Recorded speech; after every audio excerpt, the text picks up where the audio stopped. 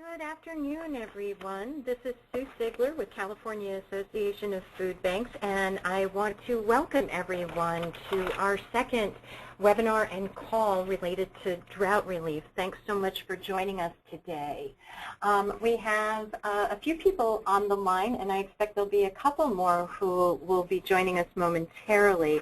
And I wanted to start out first by reviewing the software that we're using here and draw your attention to your control panel.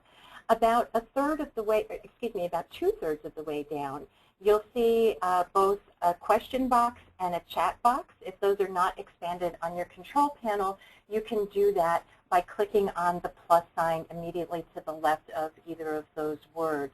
We welcome your questions and comments as we move through the webinar. Right now, we do have everyone's line muted, but following the presentation, we will unmute everyone. So please continue to give us your questions as we go along, and we'll try to address all of those. And again, we'll unmute the line for conversation following the presentation. I want to also mention that we do have CDSS TFAP consultant staff on the line with us today as well, and we welcome your questions and comments as well. This is an update. Most of you who are on the line are actively engaged in providing drought relief, and we are moving right now from phase 1 to phase 2, and that will be what we'll be talking about today.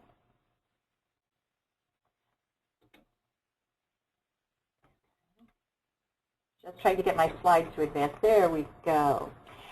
So to recap, with respect to drought relief for food, I think we're all pretty aware that back in January, the governor's drought relief package was announced and included $25.3 million for food relief.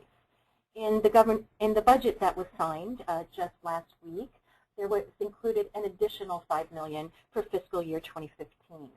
We know that also in phase 1, $5 million was appropriated and has been spent, and so currently right now we're looking at $20.3 million available for food relief in the near future. Once again, we don't know how long the drought is going to last, and we don't know if there will be additional funds appropriated at any given time, and everybody is watching conditions to see what happens, and that is what we can confirm that there is to work with at this time. The way that drought funds have been working is that despite that total that I just mentioned of $30.3 million all-inclusive available for drought relief, it has been parceled out $5 million at a time, and each time that there is a request for more funds for drought relief, that needs to go through an appropriations process, and particularly through the Department of Finance. So that's just a recap of what funding is available to date. Sometimes I am getting questions from folks about what about a federal response, and our information on that remains the same. To date, there has been no request of the President for a disaster declaration, and folks have been waiting to see the results of a study from UC Davis in order to make those determinations. The preliminary results were released. We don't have the final study yet, but that is available online. If you want to search UC Davis and drought study in California, it comes up. As I mentioned, we are moving into phase 2, and phase 2 begins July 1, and that is with the second appropriation of $5 million. In phase 2, the form of relief will continue to be the same, meaning that it will be food boxes that are where central purchasing is done by California Emergency Food Link in Sacramento, and the boxes are provided to the TFAP distributors for distribution already assembled. There will be one small change to the box that will be happening in phase 2, and that is that canned chicken and aseptic milk will be added to the box as well. Additionally, I think everyone here is familiar that the counties who were eligible for drought relief were established early on, 24 counties. And I have been advocating strongly for inclusion of additional counties where I'm hearing from members that there is great need, but there is no plan at this time to expand the list of counties. And I will come back around to what happens if you have need and you're not on the county list at the moment in just a few moments.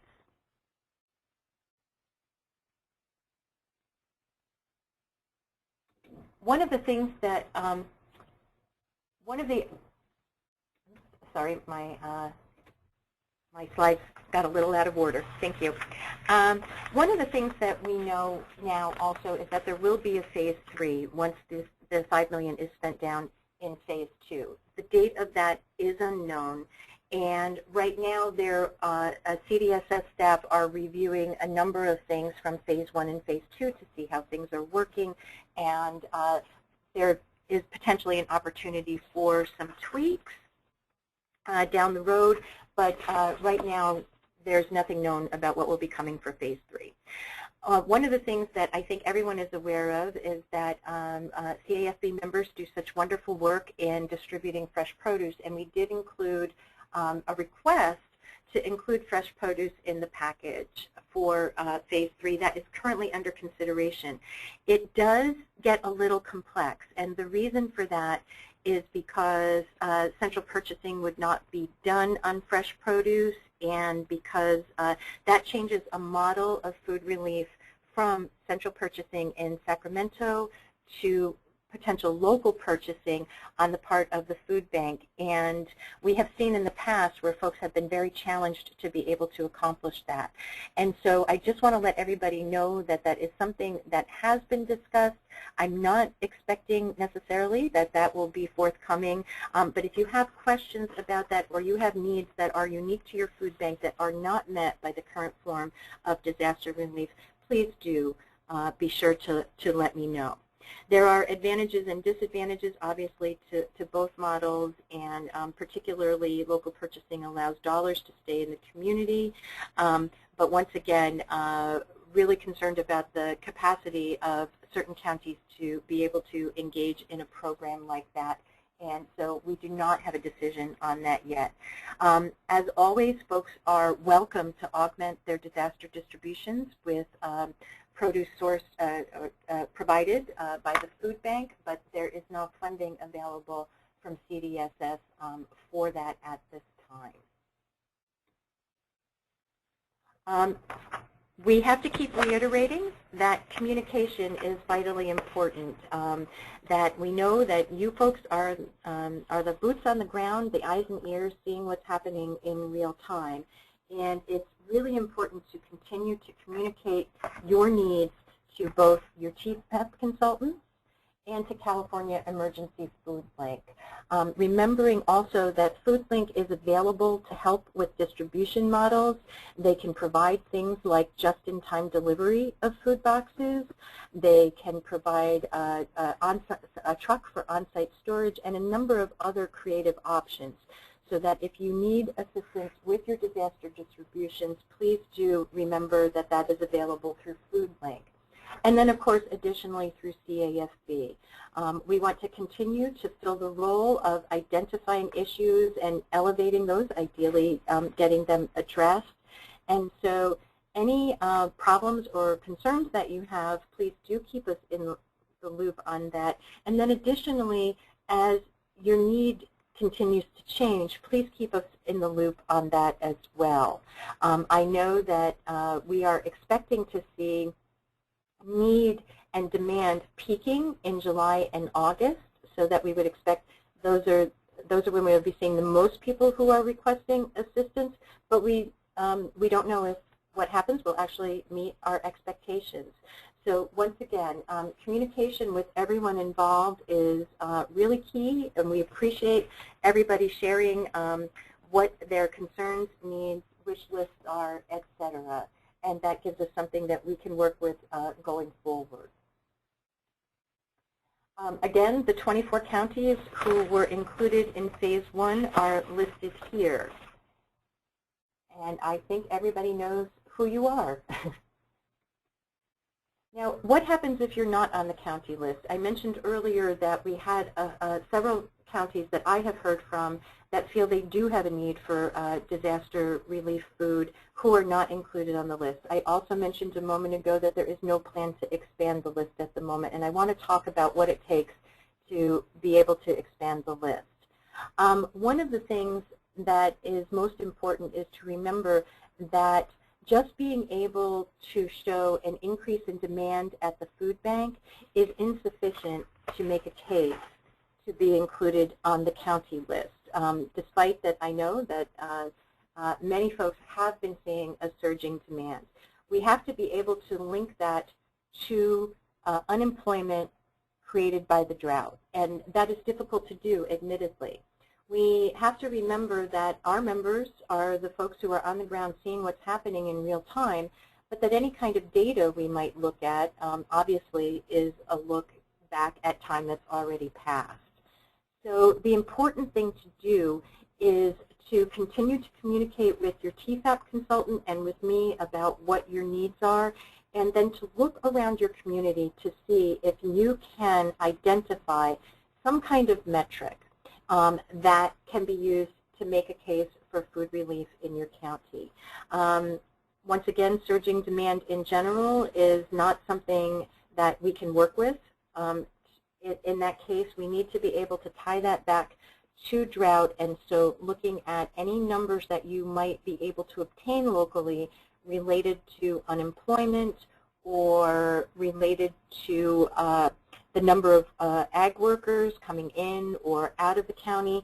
And we have seen folks who have had some success working with their ag commissioner or with their EDD at the county level to be able to obtain that information. We also have to remember that drought relief food can only go to people who self-certify that they have had a loss of employment or a reduction in hours due to the drought. And so if there is any way to assess the people who are turning to you for assistance to see if how many of those people would be able to qualify under that requirement, then that can also potentially make a stronger case as well. If anybody is trying to work on building a case, I welcome your calls and happy to talk with you further about that. A couple more things that we want to be sure to mention today. One is that those of you who are providing disaster relief right now know that we have up to 10% of the cost of the food that can be repaid to you as storage and handling fees. It is not an across-the-line 10%. It is a reimbursement of costs. And so costs need to be documented. I think that's familiar to everyone who follows the TFAP process. It is identical. And so it is important to submit those as soon as possible because that gives us an ongoing tally of what's being spent out of the pot, so that we make sure that that we have as much funding available for food as possible.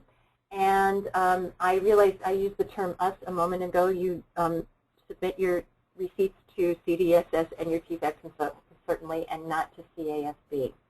The other thing I want to remind everybody is that while I know doing workly paperwork is potentially an administrative burden, it's really important for everyone to get their reports turned in on Mondays with their counts, because we are counting boxes. John over at Emergency Food Link is counting boxes on a daily basis, and we are looking to those reports every week to tell us about how many people are being served, and to look at what the flow of food is that's going out and over what period of time. So very important information. And with that, I'm going to unmute everybody's line, and I'm going to open up the phone lines for welcome your questions, Muted. Comments. Feel free to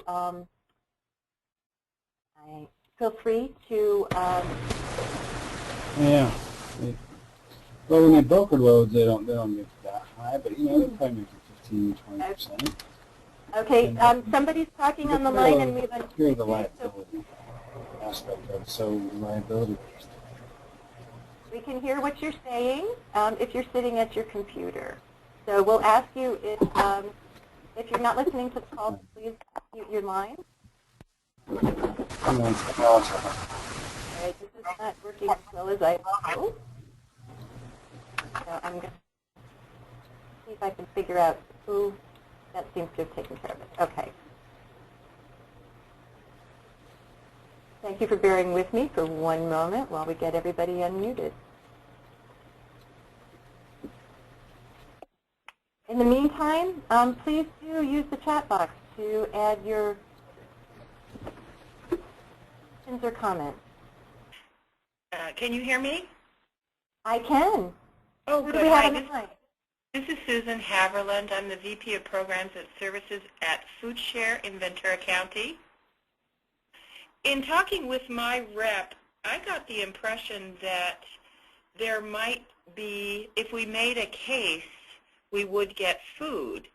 He did not link that to certifying the county as in the top 24 or in the second cut.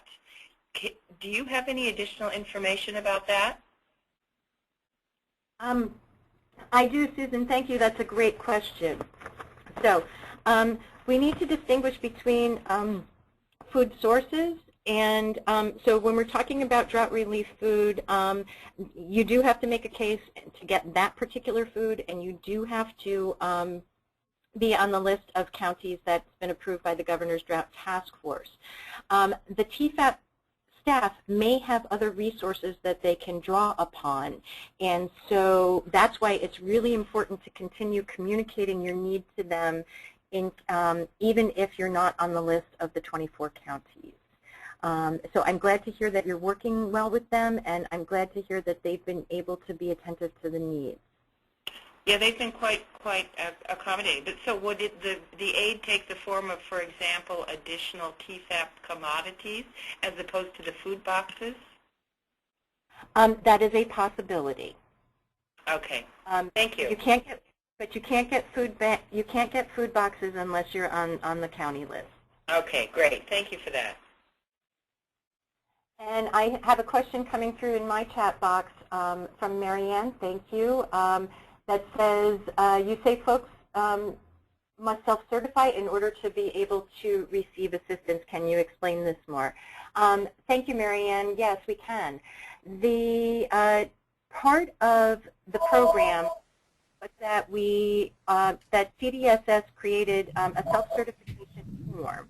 And basically, everyone who is receiving drought food relief, those food boxes, has to fill out the form and has to self-certify. It's very simple. It was designed to be as hassle-free for the client as possible, and it asks you to check a box if you've had a reduction in hours or if you've had a loss of employment due to the drought. And so it's a very simple self-certification process.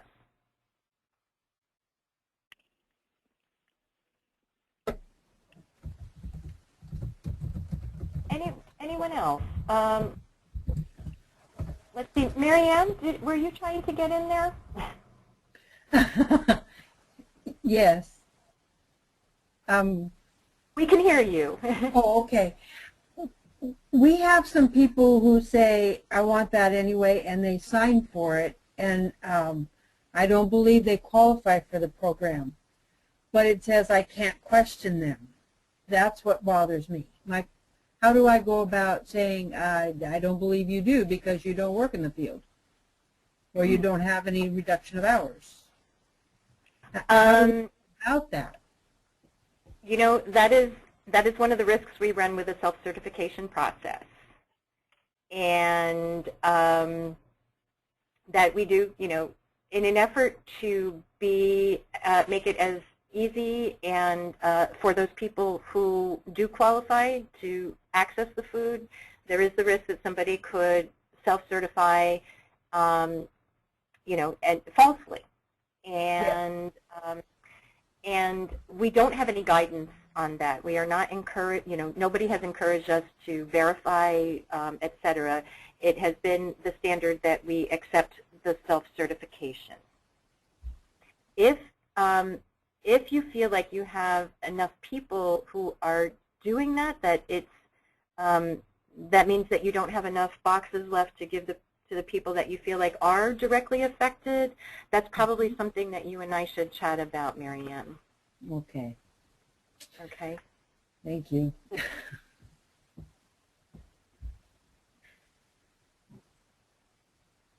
Other questions or comments? I really invite everyone to let us know what you're seeing in your county as well right now. Is there anybody who'd like to share any of their experiences? How is the distribution going? Is it working well for you? Are you happy with what's in the boxes? We welcome all questions and comments. Hi, this is Chris with FoodLink for Tulare County. Hi. Hi. The distributions for us are going very well. As we're going to sites for a second time, we are seeing quite the increase in numbers of families and individuals coming out to those sites. So for us, for the first allotment of boxes that we received, we are showing that, that's really not covering us completely as much as we thought it would for the month until Phase 2 actually rolls out. So I think as we go back to sites, because we're trying to go biweekly, the increase in numbers is only going to get greater. So, but for us, it's working out very well. We've had some really great partners down here and volunteers that are participating. So for us, it's going very well. Glad to hear it. Is there anybody on the call who doesn't feel like it's going well?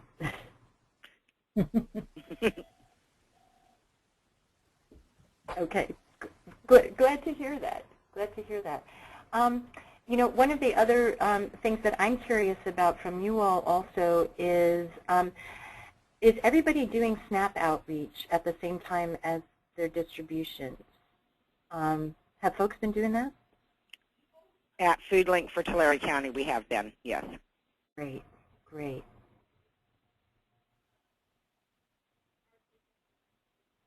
Anyone else who's been doing it? Yes, in San Mateo County, we've been doing it as well, and the county is working with us. They had volunteers at our last distribution, too. Excellent. Excellent. The reason that I'm asking that please go ahead. Jump right in. I'm sorry, it's Karen in Monterey, and we've been doing SNAP outreach as well. Okay, great. I have one question for you, Sue. Please, go ahead. So when you said that there's canned chicken and shelf-stable milk will be added in Phase 2, is that in addition to what's currently in the box, or is something going to be replaced? Good question. That is in addition to what's currently in the box. Okay, and this is really not, I can't say this is a complaint, but the boxes are heavy. Some of our elderly people and some handicapped people, it's just a little bit difficult because the box is over 30 pounds, but that's a pretty nice problem to have. Well, not if you're the person who has trouble carrying the box. So thank you, Karen. That's a good piece of feedback. I know that the weight of the box was very carefully taken into consideration, and it was supposed to be, I want to say, around 24, 25 pounds. And you're seeing it at 30 pounds? I think it's about 30 pounds. And in some families who come, they bring just a stroller, and then the box goes in, and we usually will distribute fresh produce along with the DFAT box. So the box goes in the stroller, and there's just not a lot of room for anything else. Okay. But but the recipients are thrilled with what's inside. I think the boxes are beautiful. Great. Glad to hear it.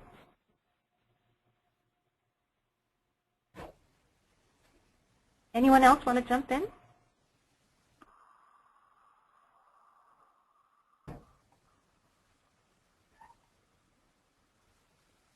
All right, then. So that is our update for today, and once again, I just want to leave everybody. Oh, wait a minute. I'm sorry. there is something that came over. One more question. Okay, we had a request to go back to the slide of the counties that are on the list, and we'll leave that up for a few minutes so that you can all see that. And that will conclude our webinar and our update for today. I want to thank you all for all of the good work that you're doing, and I just need to continue to reiterate, please keep in touch with both your TSAP consultant, with California Emergency Food Link, and with us here so that we can do the best job that we can for you at CAFB. Sue, I do have one. Sue? Oh, sure. Go ahead. This is Chris with Tulare County. I just have a quick question. Do you know when Phase 2 boxes are going to be ready to roll out? That is a good question. I do know that the food has been ordered. Okay. And I will be happy to consult with John Healy and get that answer out to all of you. Okay, I've been in close contact with our consultant too, so I'm, for us, we've got our July calendar mapped out, so I'm just trying to gauge. Mm-hmm. So, okay. Okay, great. All right, thank you so very much. All right, thanks everybody. Keep up the great work. Unmuted.